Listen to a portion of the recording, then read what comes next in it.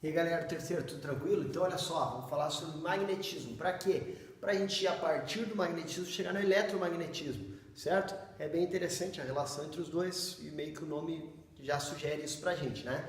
Então, magnetismo é uma coisa que a gente já conhece há muito tempo, né? E talvez não há tanto tempo assim a gente saiba explicar melhor, certo? Magnetismo, a força magnética, é uma força de campo que a gente chama quando não é uma força de contato real, né?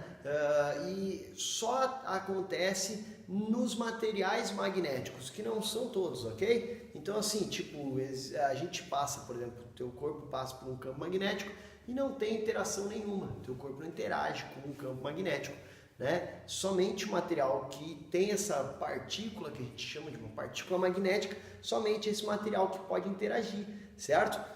A Terra é um grande ímã, certo? Ímãs são os materiais que a gente chama de magnéticos, e o ferro, né? Todo material que tem ferro na sua composição possui essa partícula magnética, é uma partícula que a gente diz que é polarizada, ok? Bom, magnetismo surgiu na região onde hoje é a Turquia, tá? Lá tem, assim, de uma forma, né, pelo menos tinha, não sei hoje, mas de uma forma na superfície, assim, fácil de encontrar, uma pedra que eles deram o nome de magnetita, certo? Que era uma pedra que atraía materiais de ferro, ok?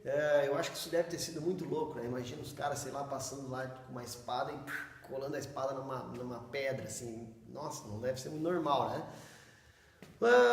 Naquele momento se achava que era espírito, força, que a espada queria grudar ali, ou que o pedaço de ferro queria grudar ali. Demorou um tempão para se entender, né? E se conseguir, por exemplo, produzir imã. Hoje a gente produz imã, né? Se a gente quiser, ok? Então, existem imãs muito bons, existem super imãs que a gente chama. Eu tenho até um aqui na sala, tal, numa experiência.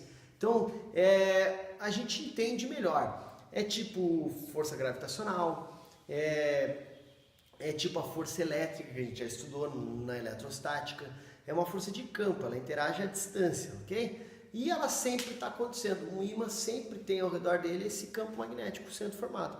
E às vezes a gente vê a interação quando tem algum outro material magnético que pode interagir, e às vezes não, mas não quer dizer que deixe de existir, ele não liga, tipo, o ímã não começa a funcionar porque alguém chegou perto, ele está sempre funcionando, ok? Bom, coisas que você precisa saber dessa matéria antes de entrar no eletromagnetismo, coisas que caem na prova também, ok? A inseparabilidade dos polos magnéticos. Então, a gente entende, tá?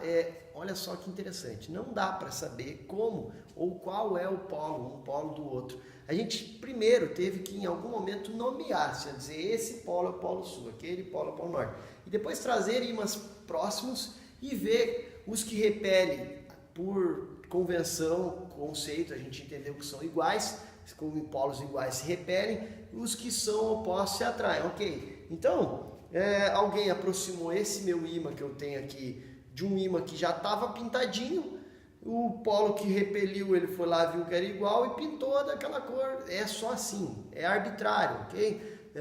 Não tem como, pegando um ímã que seja toda a mesma cor, estudar ele, olhar ele e descobrir, esse é o polo norte, esse é o polo sul, não existe isso, ok? Tudo foi arbitrariamente, foi escolhido, né? Foi pensado e dito assim, esse, um polo é norte, outro polo é sul, ok? Coisas que são interessantes também, inseparabilidade quer dizer o quê? Se eu quebrar esse ímã, eu não consigo ficar só com o polo norte na mão, só com o polo sul na outra, não dá. Eu quebrei, automaticamente vira norte e sul, e isso é importante principalmente para as questões. A extremidade se mantém, até o final ficou norte aqui e sul aqui, a extremidade se mantém. Então, às vezes, eles quebram numa questão e giram, então tem que ficar ligado, assim, o que ele era. Então, anota lá no começo da questão quem era qual, quando quebrou, quem era qual, entendeu? Porque senão daí tu se perde. Então, nota essa parte aqui, que isso é interessante. Ele se mantém. Olha que legal, eu tenho um ímã quebrado aqui. E olha que bacana aqui, ó. Este meu ímã está quebrado, mas a gente não consegue perceber, porque eu retiro daqui, as peças e ele volta a grudar certinho, tá? Claro que às vezes a gente quebra ele de um jeito meio estranho, tipo assim, tem um ímã aqui, a pontinha desse ímã aqui, foi quebrada e ele não junta mais certinho, daí tu vai dizer, aí, esse não junta mais certinho, ó, ele junta todo errado. Sim, porque isso aqui teve que virar um polo norte e um polo sul. Olha o tamanho desse pedaço. E daí, quando eu quero grudar ele aqui no polo sul do meu ímã, o sul dele repele, ó. E daí, cara, daí não dá. Agora, quando quebra bonitinho assim, né? Tipo, eu quebrei ali sempre no meio, né? Ó, aqui também eu quebrei sempre transversal, né? Perpendicular ao ímã, ó. Bom, daí tranquilo, ó. Essa ponta continuou sendo norte, essa ponta sul atraiu aqui, ó. Então a gente tem, ó, sul, norte, aqui sul, norte, ó. Então sul com norte atraiu, ó, aqui sul, aqui norte, atraiu de novo, certo? Então manteve legal meu ímã, porque eu quebrei ele perpendicular direitinho. Se quebrasse ele uma fatia assim, ó, daí dava errado, não montava mais, tá? Porque sempre que quebrar vai polarizar para os lados, assim. Um polo norte e um polo sul. É bem interessante isso aí. Bom, tem uma expressão que a gente usa de vez em quando nas questões, que é assim, ímã temporário e ímã permanente. Um prego, um material férreo, são ímãs temporários. Eu posso fazer ele virar um ímã. Quer ver? Ó? Eu tenho um prego aqui e o prego está no ímã. E daí, ó, eu boto outro prego aqui e ele atrai, ó. Um prego atraindo o outro, tá vendo? Como que o prego atraiu o outro? Um ímã temporário. Por que eu digo que é temporário? Ó, nesse momento o que a gente tem? O sul está na minha mão, o norte está aqui. Logo, esse prego está com a cabeça dele sul, essa ponta norte. O prego de baixo está sul, norte. Como que eu provo isso? Ó, eu vou pegar um outro ímã, tá? Ó, aquele ímã que eu tinha usado, ó. Vou pegar aquele ímã que eu tinha usado e, ó, tá? E vou fazer com vocês aqui a contagem de novo do que é aquele pedaço. Meu ímã tá meio quebrado aqui, mas vai dar para usar. Ó. Então, ó, vamos lá de novo. Ó. Então eu tenho sul, norte, sul, norte, sul, norte. Então essa cabeça do prego é norte. Ó, se eu pegar o norte desse meu outro ímã, vou pegar só a parte quebrada. Se eu pegar o norte desse meu outro ímã e tentar atrair, ó. Ai, ai, ai. Vamos só com um ímã aqui, só pra gente ver. Ó, deixar assim mais de pontinha, ó. Norte, ó, ele repele, ó. Ó, tá vendo? Ele não atrai. Certo, ó? Ele repele.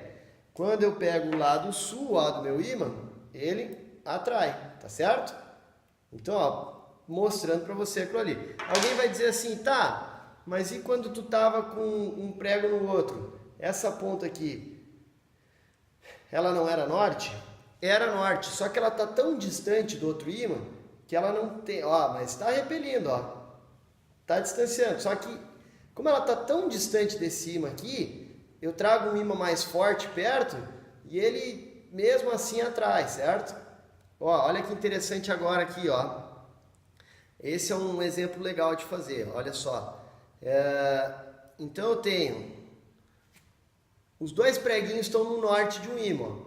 Esse preguinho no norte, então isso aqui é sul, isso aqui é sul. Ó, vou tentar juntar os dois, ó. Eles repeliram, tá vendo? Ó, repeliu. Por quê? Porque, ó, se esse prego tá com a ponta no norte, a ponta dele é sul, a cabeça dele é norte. Esse é a mesma coisa, ponta sul, cabeça norte. Então as duas cabeças norte, ó, estão repelindo. Ó, certo? Só que eles só fazem isso enquanto estão no ímã. Quando eu tiro eles do ímã, ó, eles, o máximo que podem fazer, se fizerem, é, ó, grudar. Quando não é ímã permanente, quando é ímã temporário, o máximo que ele pode fazer é grudar. Ele não pode repelir. Ímã que não é ímã de verdade não repele. Então, quando você lê numa questão dessas assim, descobrindo, X e Y repele, não sei, repelir é uma propriedade de quem é ímã permanente, ímã de verdade. Só ímã de verdade que repele. Ímã temporário pode atrair, você já viu ali, né? A gente grudou um prego no outro. Isso a gente consegue fazer. Agora, repelir só quando é ímã de verdade, tá? Ó, um prego no outro até gruda. É um pouquinho chatinho, ó, mas até grudou. Certo? Sem ímã nenhum, mas grudaram. Por quê? Porque eles ficaram por um tempo ímã, são ímãs temporários. A agulha da bússola normalmente também é um preguinho, uma agulha magnetizada, ela não é um ímã de verdade, ok? Ela interage com o campo magnético da Terra. Bom, então a inseparabilidade dos polos, e lembrar que a Terra é um grande polo, e olha que legal, o norte geográfico da Terra é onde, na verdade, se encontra o norte magnético da Terra, onde se encontra o sul geográfico, tá? Então vamos desenhar isso aqui, ó. Aqui é o sul geográfico, sul geográfico.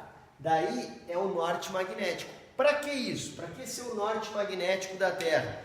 Para que, se ali é o norte magnético, o sul da bússola atrai, ó. Vou botar aqui, ó. Aqui é o norte magnético, então o sul da bússola atrai. Então, quando eu vejo a minha bússola apontando para o sul, ali, na verdade, é o norte magnético, por isso que atraiu, só que é o sul geográfico. E quando eu estou usando a bússola, eu quero me saber, né? Eu quero me orientar geograficamente falando, não magneticamente. A gente mal entende, mal conhece os polos magnéticos da Terra. Então, ó, no sul, onde está o sul da bússola apontando, é o norte magnético da Terra, que é o sul geográfico. E o contrário também é verdade. Então, aonde eu leio que o norte geográfico, então vamos botar aqui, ó, nessa parte aqui vai ser o nosso norte geográfico. Norte geográfico. O norte geográfico da Terra, para que eu veja na bússola apontando o norte, aqui tem que ser o sul magnético. Então, onde eu vejo assim, que legal, para lá é o norte. Então, na verdade, lá é o sul magnético, por isso que atraiu o norte da minha bússola. Só que é bem onde a gente chama de norte geográfico, entendeu? Então, assim, é sempre ao contrário. Quem pensou isso já pensou para usar a bússola, entendeu? Então, os polos já eram definidos. Aqui é o polo norte, aqui é o polo sul, ok. Então, para dar certo, onde é o polo norte geográfico, tem que ser o sul magnético para atrair o norte da bússola. E eu, quando olhar na bússola e ver norte, então é para lá que eu tenho que ir. E é o norte geográfico, mas é o sul magnético. Viu que confunde, né? Claro, falando assim, se falasse só pensando é difícil. Mas desenhando, olhando, prestando atenção, então do mesmo jeito que eu me confundo, pode se confundir, mas não dá para se confundir na hora de responder. Então pensa, tá? Pensa que a bússola tem que funcionar. Para ela funcionar, ela tem que apontar. O norte da bússola tem que apontar para o norte geográfico da Terra. Então, para ser o norte geográfico, onde o norte da bússola está apontando, ali é o sul magnético que está atraindo o norte, porque os opostos se atraem.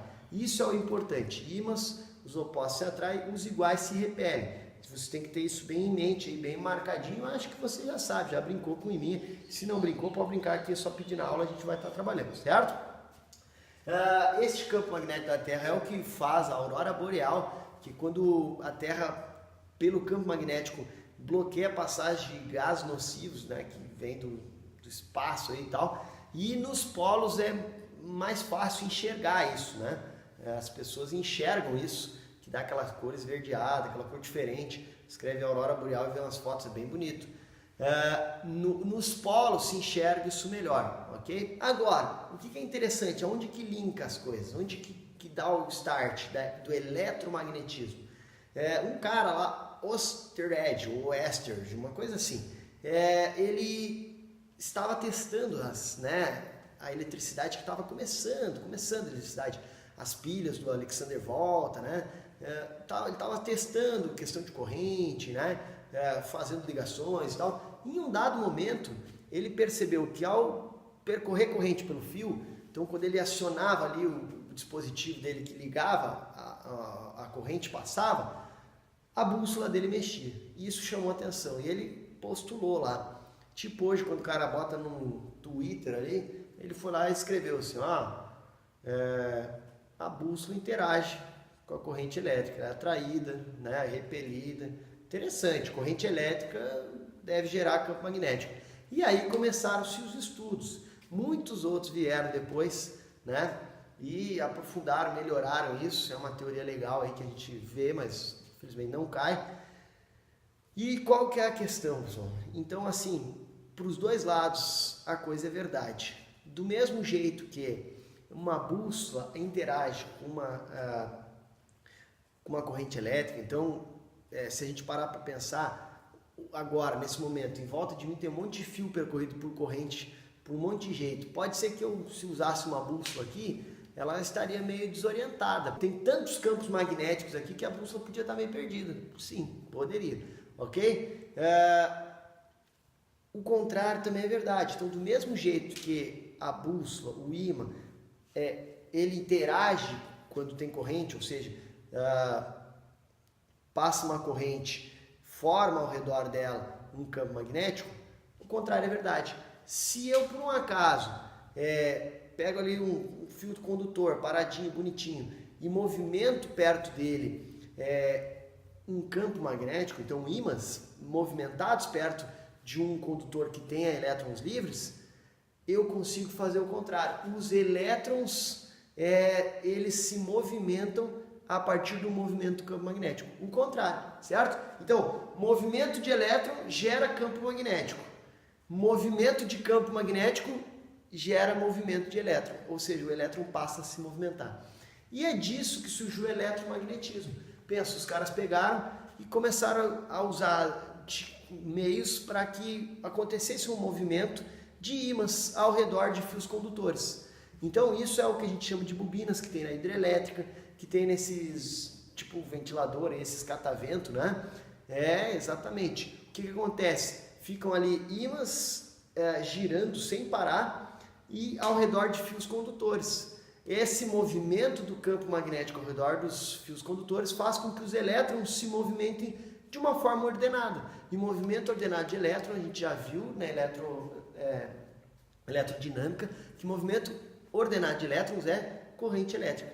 E aí que deu o link da matéria, e aí que juntou tudo, e aí que a gente vai para a próxima aula, onde a gente calcula qual a intensidade do campo magnético gerado por uma corrente que percorre o fio condutor, e assim por diante. Né? Toda essa questão de direção, tudo isso é arbitrário, assim como a gente está fazendo aqui. As linhas de campo saem do norte e entram no sul.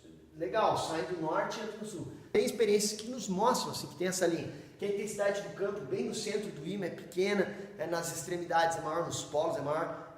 Ok, mas assim, que dê para ver que estão saindo e entrando, esse movimento não acontece, a gente não consegue ver as linhas saindo e entrando, mas se formam essas linhas, dá para ver que formam linhas assim, com caminhos que ligam um polo com o outro. Interessante, as linhas nunca se cruzam, nunca se encostam também, tá? Muito cuidado com isso, algum desenho cruzar linhas, se encostarem linhas, não. Quanto mais linhas, a intensidade fica maior, mostra isso. Tá? Então assim, é interessante isso, dá para imaginar assim, só que essa questão de direção é arbitrária, escolheram, vai ser assim, sai do norte, entra no sul, e deram, assim como foi feito no campo elétrico, cargas positivas emitem campo, cargas negativas recebem campo, tá? Essa parte é arbitrária, mas a gente também precisa saber, tranquilo? Valeu galera, essa parte teórica, espero ter ajudado, principalmente para as questões de ímãs, né? Para alguma coisa aí das questões de eletromagnetismo, a gente ainda vai produzir mais material. Valeu? Segue junto aí, bota dúvida, bota comentário, a gente vai estar ajudando. Valeu!